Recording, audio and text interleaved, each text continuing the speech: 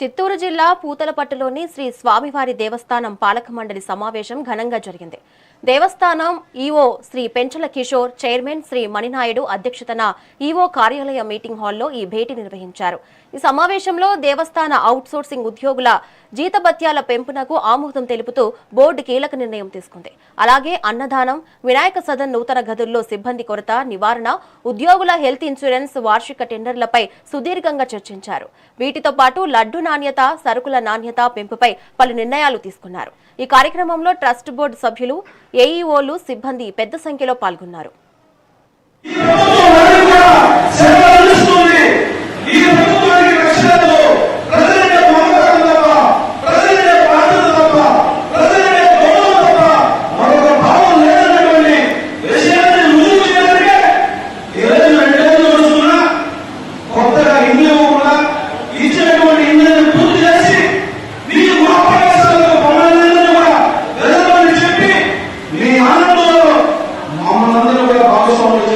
గొప్ప నాయకత్వం నారా చంద్రబాబు